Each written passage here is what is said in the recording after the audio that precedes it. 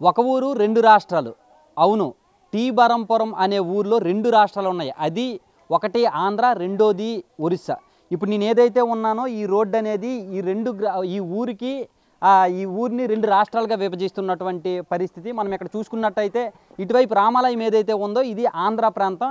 ఈ ఆంధ్ర ప్రాంతం ఈ రోడ్డు అనేది ఈ రెండు గ్రామాలకు ఉన్నటువంటి బార్డర్. ఇటువైపు రామాలయం వైపు ఉన్న ఇల్లులు కావచ్చు, పొలాలు కావచ్చు, ఇవన్నీ కూడా ఆంధ్రాలోకి వస్తాయి. ఇక్కడ ఇటువైపు మనం చూసుకున్నట్టయితే ఇదంతా ఇక్కడ ఈ వేప చెట్టు ఏదైతే ఉందో వేప చెట్టు నుంచి ముందుకు వెళ్తే ఇదంతా కూడా ఒరిస్సాలోకి వస్తుంది. ఇంకా విచిత్రంగా మనం చూసుకున్నట్టయితే ఇక్కడ రెండు ఇల్లులు ఒకటే గోడ. ఈ రెండింటికి కూడా ఒకటే గోడ.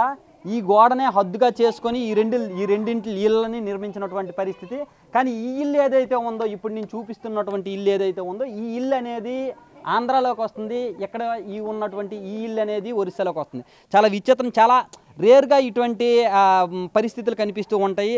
అసలు మళ్ళీ ఇంకెక్కడ చూసుకున్నట్టయితే ఇది ఏదైతే ఆంధ్ర ప్రాంతం ఉందో, ఆంధ్ర ప్రాంతం తర్వాత ఈ రోడ్డు పక్కన ఇటువైపు ఏదైతే ఉందో ఇది ఒరిస్సా ప్రాంతం ఏదైతే ఉందో, మళ్ళీ ముందుకు వెళ్ళిన తర్వాత మళ్ళీ ఆంధ్ర ప్రాంతం అనేది ఉంది. అంటే మధ్యలో ఒరిస్సా ప్రాంతం అనేది ఉంది. ఇదంతా ఒకటే ఊరు, టీ బరంపురం అనేటటువంటి ఊరు. ఈ ఊరిలో మొత్తం ఆంధ్ర ఒరిస్సా ప్రాంతాలు అనేవి డివైడ్ చేసినటువంటి పరిస్థితి. ఇవి రెండు రాష్ట్రాల్లో ఒక ఊరిలో రెండు రాష్ట్రాలు ఉన్నాయి. దీనికి సంబంధించినటువంటి వివరాలు అప్పట్లో ఎలా విభజన జరిగింది, అసలు ఈ పరిస్థితి ఎందుకు వచ్చింది, దీనివల్ల ఏమైనా ఇబ్బందులు జరుగుతున్నాయా ఏంటి అనేది మనతో పెద్ద ఆయన ఉన్నారు, ఆయనతో మాట్లాడి తెలుసుకునేటటువంటి ప్రయత్నం చేద్దాం. పెద్ద ఆయన చెప్పండి, అసలు ఆంధ్ర ఒక ఊరు టీ బరంపురం అనే ఊరిలో రెండు రాష్ట్రాలు ఉన్నాయి. ఆంధ్ర, ఒరిస్సా అనే రాష్ట్రాలు ఉన్నాయి. ఈ ప్రాంతాన్ని రెండు రాష్ట్రాలుగా ఎలా విభజించారు, విభజించడం వల్ల ఏమైనా సమస్యలు వచ్చాయి ఏంటో చెప్పండి. సమస్యలు ఏంటి లేవు సార్, సమస్యలు ఏమిటో ఎప్పుడు లేవు. ఇప్పుడు ఆ రోడ్ వేశారు, అదంతా ఇప్పుడు కొత్త కట్టారు. ఇదంతా ఒడిశా, ఆ ఇల్లు కూడా కొత్త కట్టారు. ఇప్పుడు ఆ ఇల్లు ఇది ముందు కట్టారు. మళ్ళా ఇదంతా ఒడిసే మళ్ళా ఆ తులసి పిన్ ఉంది అక్కడ, అదంతా మళ్ళీ ఆంధ్ర. ఏదైనా మేము ఒక రేవులో నీళ్ళు తాగుతాము, ఒక అడిగా వంట చేసుకొని తినేలాగా జరుగుతున్నాయి మీటింగులు. ఆ రాష్ట్రంలో అయితేనేమి, ఆంధ్ర వాళ్ళు అయితేనేమి, ఒడిశా వాళ్ళు అయితేనేమి మీటింగ్లు ఒకే అందరం కూర్చొని కష్టసుఖం మీటింగ్లు మాట్లాడుకొని నడుస్తుంది. గొల్లు గొడవ ఎప్పుడు ఏటి లేదు. అయితే మీది ఆంధ్రానా ఒరిస్సానా?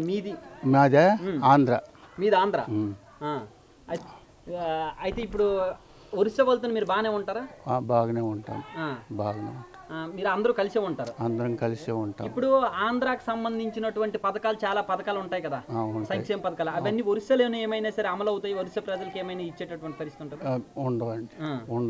మరి ఒరిస్సాలోనే అమలు అవుతున్న సంక్షేమ పథకాలు కానీ ఏమైనా సరే ఎలా ఉంటాయి? మరి ఒరిస్సాలో ఉన్న సంక్షేమ పథకాలు అంటే వాళ్ళు రాసిన కోటా ఇస్తారు, ఒడిశా వాళ్ళు తెచ్చుకుంటారు. పింఛన్లు వాళ్ళు ఇస్తారు, వాళ్ళకి 50 రూపాయలు పింఛని. ఆంధ్రాలో 4000 రూపాయలు పింఛని. మరి బియ్యం అంటే అందరికి ఒకే లెక్క 5 కేజీల లెక్క ఇస్తుంటారనమాట. ఎవరి పథకాలు ఆలవే, ఏ ప్రభుత్వం వాళ్ళకి ఇస్తుంటది. ఇప్పుడు రోడ్లు కావచ్చు, ఇవన్నీ కావచ్చు, ఎవరు వాళ్ళకే వేస్తారు రోడ్లు. ఆంధ్ర వాళ్ళు ఆంధ్ర రోడ్లు వేస్తారు ల్యాండ్లో. ఒడిశా ల్యాండ్లో ఒడిశా వాళ్ళు వేయడం జరుగుతుంది. మరి చుట్టారకం, బందారకం ఇవన్నీ అన్ని కలిసి మలిసే ఉంటాయి. చుట్టారకం, బందారకం. మరి టీ బరంపురం అంటే ఈ టీ బరంపురంలోని ఎక్కువ మంది ఒడియా మాట్లాడతారా లేకపోతే తెలుగు మాట్లాడతారా? ఎక్కువ తెలుగు వాళ్ళం కాబట్టి తెలుగు మాట్లాడుతాం. అయితే ఇది పూర్వం ఆంధ్రప్రదేశా ఒరిస్సానా? పూర్వం ఆంధ్రప్రదేశ్.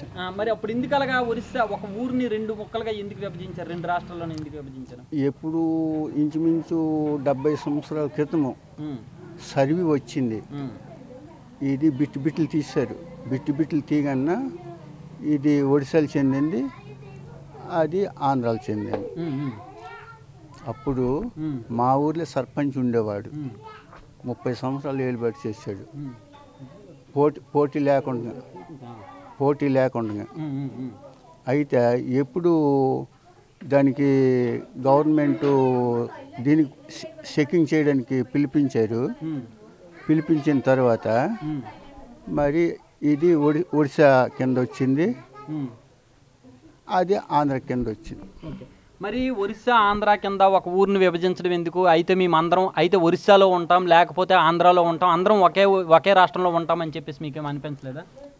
అవుపిస్తున్నది కదా, మరి స్థలం వదిలేసి అతల పక్క వెళ్ళలేము, వాళ్ళు ఆ జాగాలు వదిలేసి ఈ పక్క రాలేకపోతున్నారు. ఎక్కువ శాతం అతలకి వెళ్ళడానికి జంప్ చేస్తామని కూడా ప్రయత్నిస్తున్నారు. ఎటు? ఆంధ్ర దిక్కు అందరూ ఆంధ్ర వైపు వెళ్ళిపోవాలి అని చెప్పేసి అనుకుంటున్నారు. మరి ఈ స్థలాలు వదిలేసి ఎవరు వెళ్ళలేరు. మరి ఆర్థిక పరిస్థితి చాలా తక్కువ కాబట్టి మరి అక్కడ జాగాలు కావాలా, కొనాలా, కట్టుకోవాలంటే మరి డబ్బులు ఉండాలి కదా. అంటే స్థలం వదిలేసి ఎందుకు? ఈ స్థలాన్ని మొత్తాన్ని కలుపుకొని ఆంధ్రాలో కలుపుకోవడానికి కూడా అవ్వట్లేదా? మరి గవర్నమెంటే కలపాలి కానీ మరి మామ ఎక్కడ కలపగలి? మీరు అలాగా ఏమైనా అడిగారా? కలిసిపోతాం మొత్తం చాలా సార్లు అడిగితే గవర్నమెంట్ ఒప్పలేదు. అయితే ఇప్పుడు ఇలాగ ఇది అవ్వడం వల్ల మీకు ఏమైనా ఇబ్బంది, కలిసి ఒక ఊర్లో రెండు రాష్ట్రాలు ఉండడం వల్ల మీకు ఏమైనా ఇబ్బంది కలగడం కానీ ఏమైనా జరిగింది? ఏటి ఇబ్బంది ఎట్లేదు, అంత బాగానే ఉంది. బాగానే ఉంది. ఇంకా మరి మీకు ఆంధ్రాలోనే ఇల్లు ఎక్కడ ఉంది? ఆంధ్రాలో ఉందా, ఒరిస్సాలో ఉందా? మాకు 4 కొడుకులు, 3 ఇళ్ళు ఒడిశాలో ఉన్నాయి, 1 ఇల్లు ఆంధ్రాలో ఉన్నాయి. అయితే ఆ 1 ఇల్లు ఆంధ్రాలో ఉన్న అబ్బాయి, ఆ కొడుకు ఆంధ్ర అబ్బాయి, ఆంధ్రాలో సెటిల్ అయిపోయినట్టు. వాళ్ళకి రేషన్ కార్డు ఇవన్నీ పథకాలు ఎవరికి ఎక్కడ ఉంటున్నాయి? ఆంధ్రాలో ఉన్నోళ్ళు ఆంధ్రాలే, ఒడిశాలో ఉన్నోళ్ళు ఒడిశాలోనే. మరి మీరు? మేము ఆంధ్రాలో ఉన్నాం. మీరు ఆంధ్రాలోనే ఉన్నారు. అది చూస్తున్నారు కదా, ఇప్పుడు ఏదైతే ఉందో ఈ పెద్ద ఆయన చెప్తున్నటువంటి విషయాలు ఏవైతే ఉన్నాయో ఇవన్నీ కూడా చాలా ఇంట్రెస్టింగ్గా అనిపిస్తున్నటువంటి పరిస్థితి. నిజంగా ఈ పెద్ద ఆయనకే ఒరిస్సాలోని ఇల్లులు ఉన్నాయి, ఆంధ్రాలోని ఇల్లులు ఉన్నాయి అని చెప్పేసి అంటున్నారు. ప్రభుత్వ పథకాలు అయితే మాత్రం ఏ రాష్ట్రానికి ఆ రాష్ట్రమే ఇంప్లిమెంట్ అవుతున్నాయని చెప్తున్నారు. ఒక రాష్ట్రానికి సంబంధించి ఇంకో రాష్ట్రంలో కానీ, ఇంకో రాష్ట్రానికి సంబంధించి ఇంకో రాష్ట్రంలో కానీ ఇంప్లిమెంట్ అయ్యేటటువంటి పరిస్థితి లేదని చెప్పేసి కూడా చెప్తున్నారు. అయితే ఇప్పుడే ఇంకొక ఆలోచన కూడా వచ్చింది. ఇక్కడ పండగల విషయం కావచ్చు, దేవుళ్ళ విషయం కావచ్చు, అవన్నీ ఎలా జరుగుతాయో అది కూడా పెద్ద ఆయన అడిగి తెలుసుకుందాం. చెప్పండి పెద్ద ఆయన, ఇప్పుడు ఇక్కడ రామాలయం ఉంది. ఈ రామాలయం అనేది ఆంధ్రాలో ఉంది. మరి ఆంధ్రాలో ఇప్పుడు ఒరిస్సాలో కూడా ఏమైనా వేరే రామాలయం ఉందా, లేకపోతే ఊరు మొత్తానికి ఒకటే రామాలయం? ఊరు మొత్తం పైన రామాలయం ఒకటే. అందరూ ఇక్కడికే వస్తారు? అందరం ఇక్కడికే వస్తాం. పైసా పరకు అందరం ఆంధ్ర వాళ్ళము, ఒడిశా వాళ్ళము సందా చేస్తాము. ఇక్కడ శ్రీరామనామం చేసుకుంటాం. ఆ గుడి కట్టింది ఆంధ్ర వాళ్ళు కట్టారా, ఒరిస్సా వాళ్ళు కట్టారా? దానికి ఒడిశా వాళ్ళు ఒక 2 లక్షల రూపాయలు ఇచ్చారు. ఆంధ్ర వాళ్ళు ఇస్తామన్నారు కానీ ఇవ్వటం లేదు. ఇవి టెంపుల్ మాత్రం ఆంధ్రాలోనే ఉంది, కానీ డబ్బులు ఇవ్వడం మాత్రం ఒరిస్సా వాళ్ళు ఇచ్చారు. తెలిసారా? ఆంధ్ర వాళ్ళు ఇస్తామనుకుని అన్నారు, ఆంధ్ర వాళ్ళు ఇవ్వటం లేదు. మొన్న శాక్షన్ అయిన అన్నారు కానీ అవ్వటం లేదు.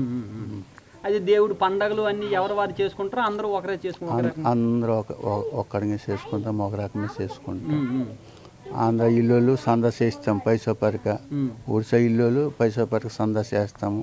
శ్రీరామనామము ఊరందరం ఆంధ్ర వాళ్ళు ఒడిశా అందరము ఒకే లెక్కల మీద చేసుకుంటాం. అది కూడా చూస్తున్నారు కదా. ఇప్పుడు ఒక పరిపాలనా పరంగా మాత్రమే ఆంధ్ర ఒరిస్సా విభజన జరిగింది. వాళ్ళకి పథకాల విషయంలోనే ఎవరు వాళ్ళకి ఇంప్లిమెంట్ అవుతున్నాయి తప్ప పండగల విషయం కావచ్చు, లేకపోతే మానసికంగా కావచ్చు, మేము అందరం కలిసే ఉన్నాం.